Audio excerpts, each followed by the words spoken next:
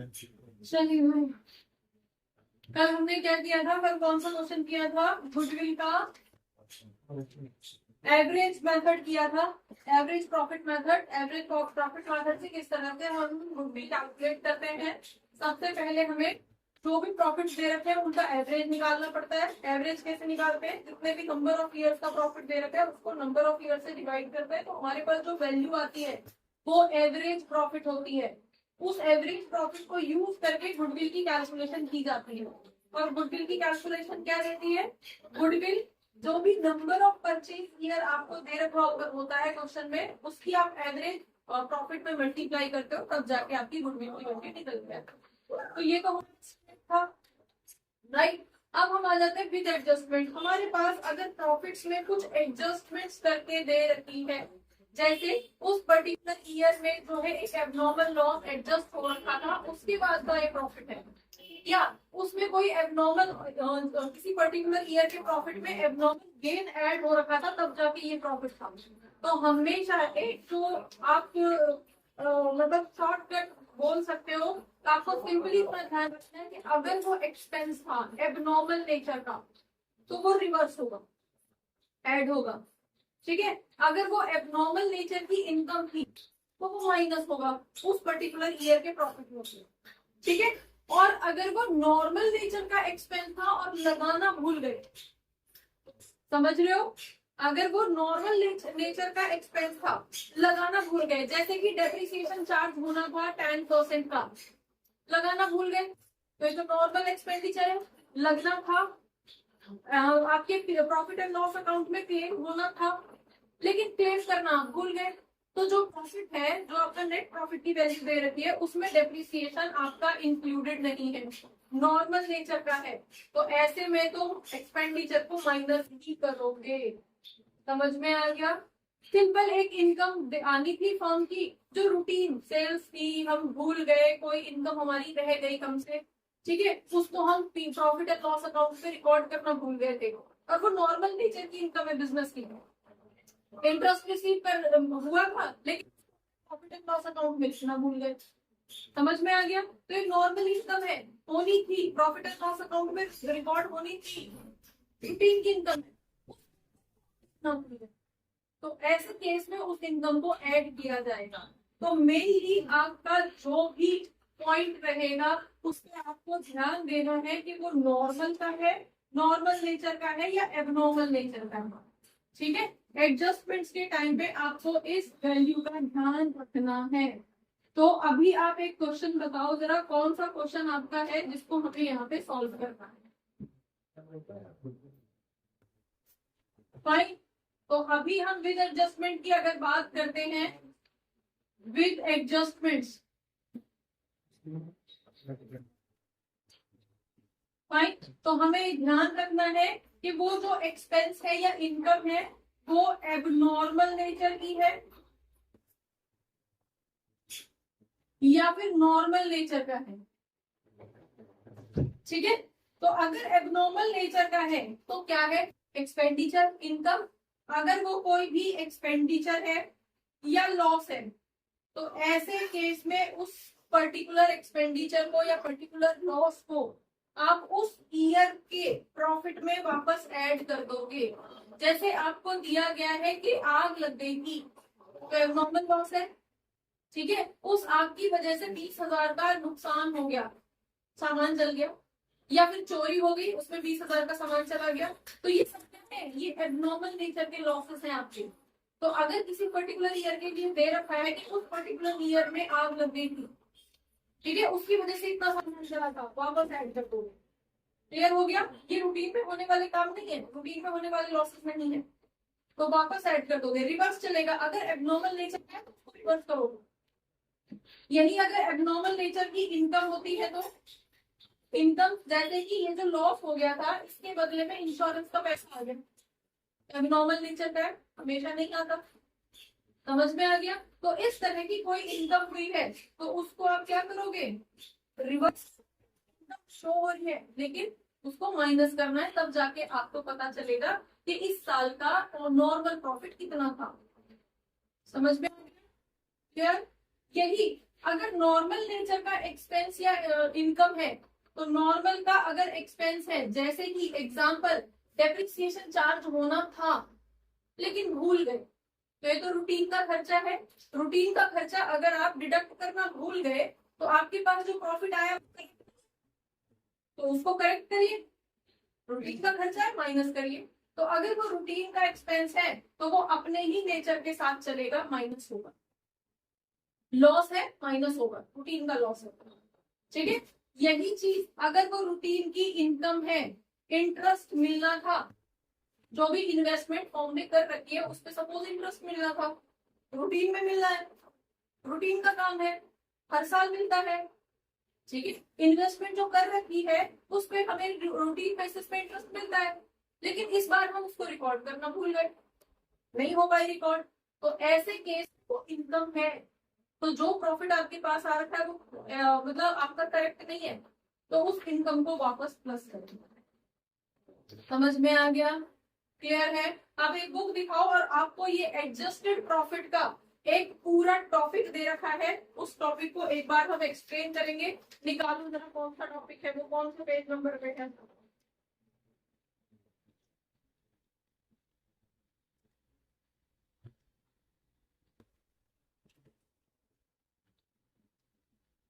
कहां से स्टार्ट हो रहा है ये गुडविल का पॉइंट?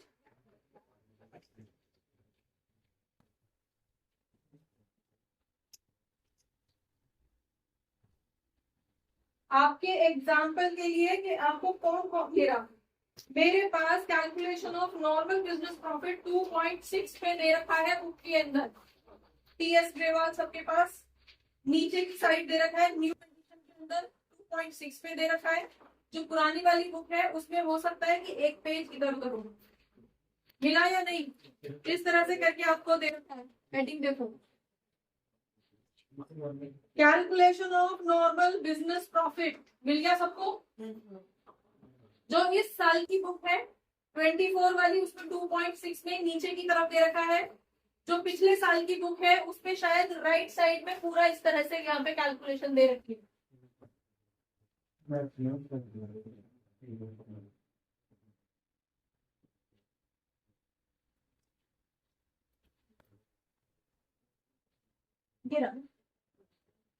मिल गया? आप अपनी बुक में तुम्हें मिल गया बेटा, सबको मिल गया ना? अब देखो इसमें फर्स्ट पॉइंट देखो, कैसे हम कैलकुलेट करते हैं नॉर्मल प्रॉफिट को। हम क्या चीज ऐड करते हैं, हमने अभी यहाँ पे क्या दिया, इसी के रेफरेंस में समझिए इसको, अपने इलस्ट्रेशन को, पैराग्राफ को। अगर वो एबनॉर्मल नेचर की इनकम है तो माइनस करेंगे, और एबनॉर्मल नेचर का एक्सपेंस है तो प्लस करेंगे। ठीक है, तो क्या क्या चीज प्लस होनी है? बेसिकली एबनॉर्मल नेचर का लॉस और नॉर्मल नेचर की इनकम को हम प्लस करते हैं।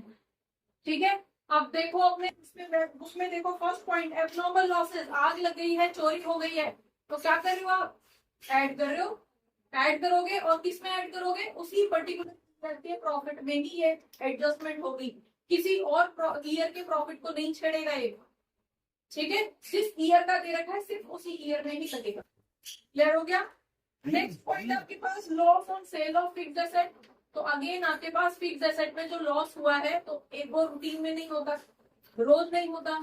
पुराना कोई एसेट था, बेच दिया, उस पे आपको लॉस हो गया, तो अगेन आपके लिए एक तरह से इसी कैटेगरी का लॉस माना जाएगा, वापस ऐड करोगे।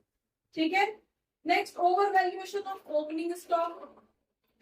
Over valuation of opening stock, opening stock शायद 10 रुपए का था, जो भी हम कैलकुलेट कर लेते हैं, लेकिन हमने अपने अकाउंट्स में उसको 12 रुपए का लिखा होगा, तो 2 रुपए एक्स्ट्रा लिखे हुए हमने। ठीक है, तो जो एक्स्ट्रा लिखे हुए हैं उसकी वजह से हमारा प्रॉफिट गड़बड़ हुआ होगा, प्रॉफिट में इफेक्ट आया होगा, तो उसको हम वापस रिवर्स कर देंगे।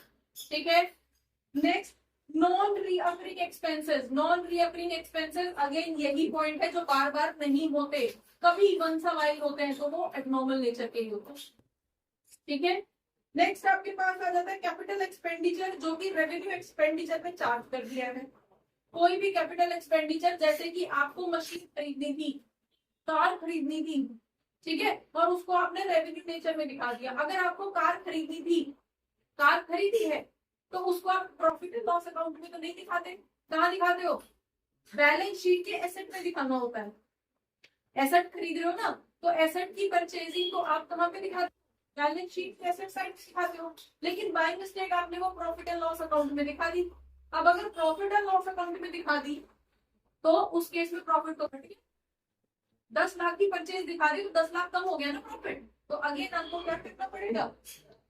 यहाँ पे वापस ऐड।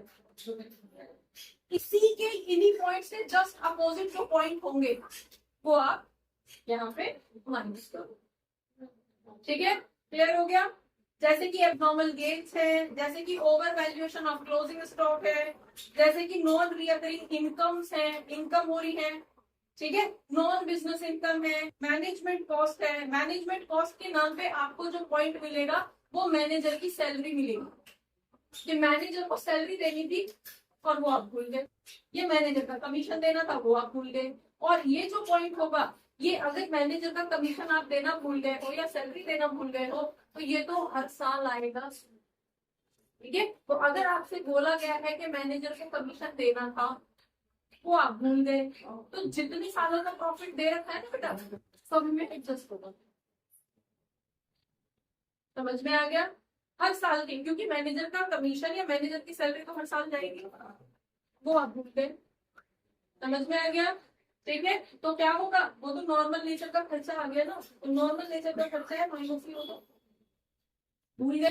डेप्रिसिएशन लगना था, कोई मशीनरी आपने खरीदी और उस पर डेप्रिसिएशन चार्ज करना था और डेप्रिसिएशन चार्ज करना भूल गए। आगे तो डेप्रिसिएशन तो हर साल लगेगा जब से वो मशीन खरीदी गई है। समझ में आ गया? आपको 5 साल का डेटा दे रखा है और 5 साल का डेटा सपोज 2020 से 2024 तक दे रखा, 20, 21, 22, 23, 24, 5 साल हो गए। अब आपने एक एसेट खरीदा था, कोई भी मशीन भी खरीदी थी 2022 में। ठीक है, तो 22 से पहले का तो कोई डेप्रिसिएशन का मतलब नहीं है। जब से आपने खरीदी है उसके बाद जितने भी सालों का प्रॉफिट होगा उन सब पे डेप्रिसिएशन वहां पे माइनस होगा। समझ में आ गया?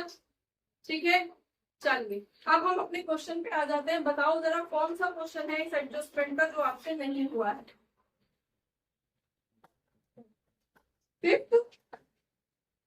फिफ्थ वाला क्वेश्चन नहीं हुआ? किसी का हुआ है कि नहीं हुआ? कल किसी ने पूछा था फिफ्थ क्वेश्चन मेरे से। हो गया? नहीं हुआ? चलो फिफ्थ वाला क्वेश्चन करेंगे।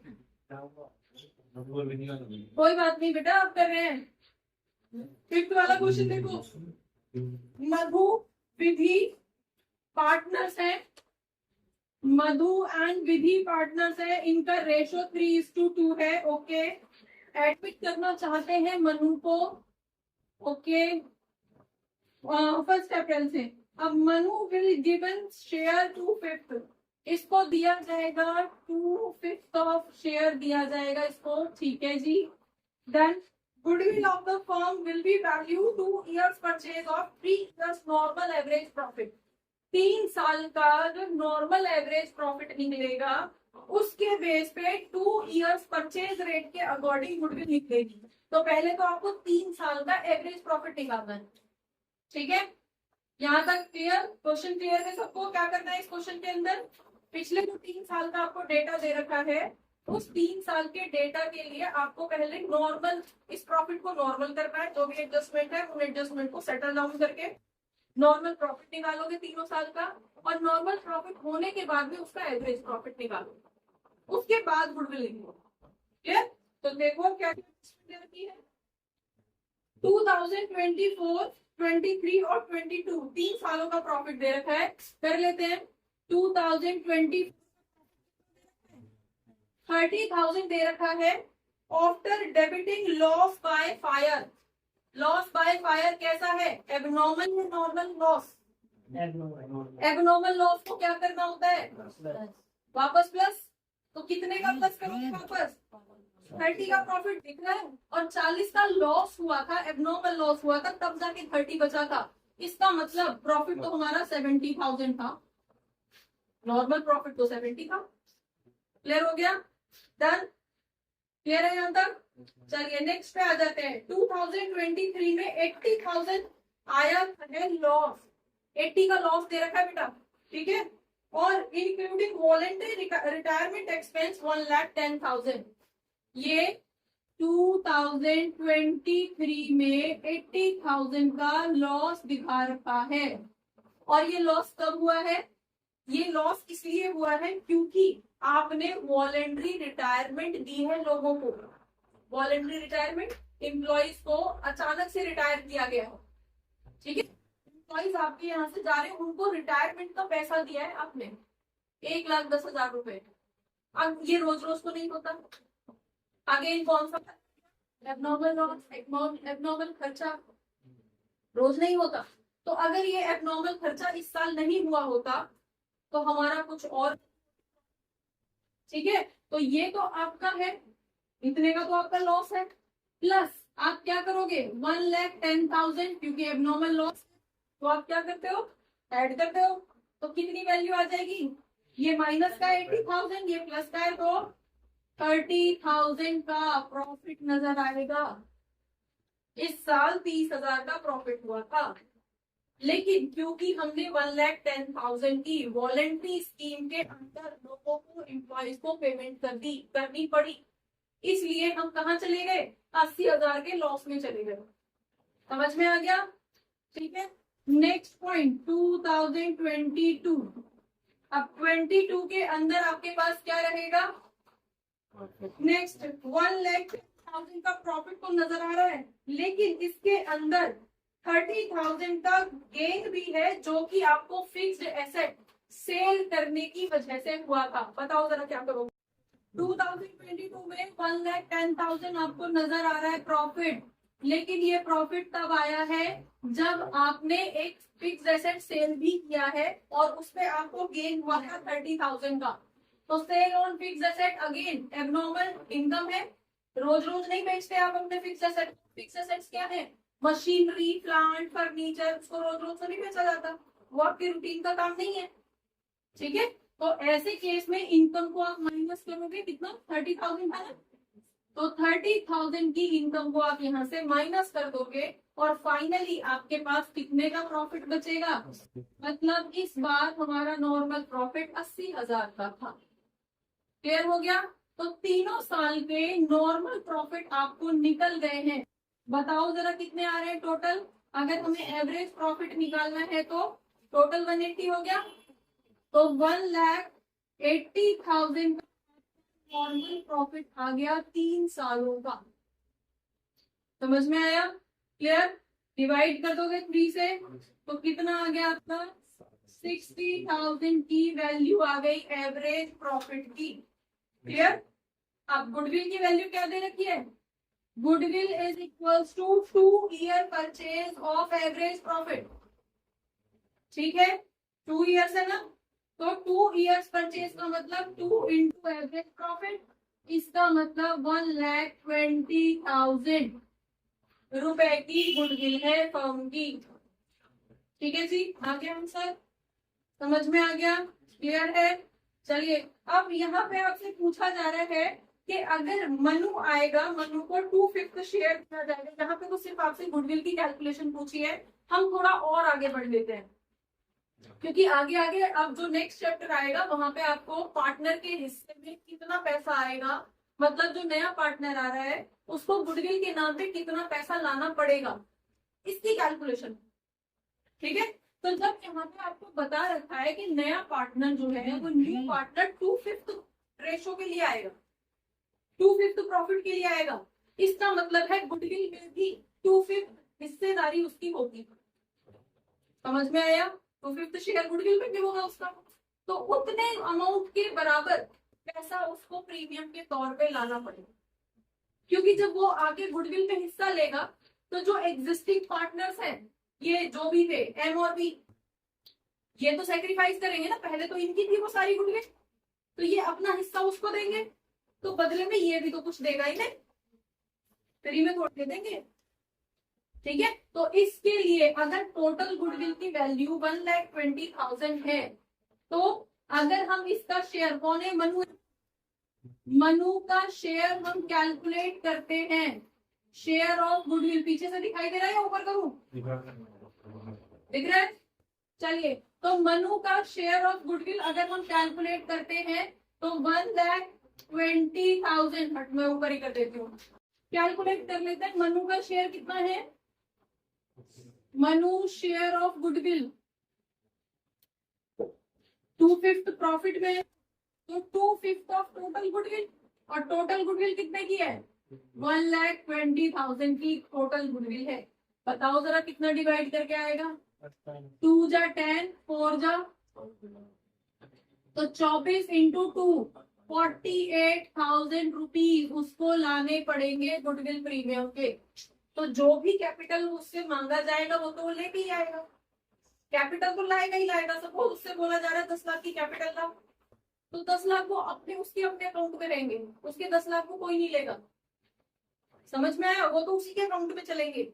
लेकिन ये जो पार्टनर्स अपनी गुडविल सेक्रीफाइस कर रहे हैं, अपना हिस्सा सेक्रीफाइस कर रहे हैं, तो इनको क्या मिलेगा, इनको ये वाला पैसा मिलेगा 48,000 कि अगर 2 शेयर प्रॉफिट में लोगे, गुडविल में लोगे, तो बदले में जो हमें छोड़ना पड़ रहा है, सेक्रीफाइस करना पड़ रहा है, उसके बदले में पैसा लाना पड़ेगा। और इसको हम क्या बोलते हैं, गुडविल प्रीमियम। क्या नाम होता है इसका, गुडविल प्रीमियम। तो गुडविल प्रीमियम ये लेके आएगा, ठीक है। अब इस गुडविल प्रीमियम में से अब बताओ जरा किसके हिस्से में कितना आएगा। तो यहां से हम सेक्रीफाइस रेशो निकालते हैं, वो आपका नेक्स्ट चैप्टर में आप फाइनली कैलकुलेट करोगे। नेक्स्ट चैप्टर में आपको पता चलेगा कि किसके हिस्से में ये 48,000 कहाँ, ये दोनों आपस में बांटेंगे ना पुराने वाले एग्जिस्टिंग पार्टनर्स, तो किसके हिस्से में 48 में से सपोज 30,000 किसके में आएंगे, 18,000 किसके में आएंगे, या कितना कितना पैसा किसके हिस्से में आएगा, ये आप नेक्स्ट चैप्टर में, ठीक है। जो होगा चेंज इन पीएसआर, तो पीएसआर में चेंज करना सीखोगे नेक्स्ट चैप्टर में। ये बहुत छोटा सा चैप्टर है, इसको जल्दी से खत्म कर लो, ये समझ करो।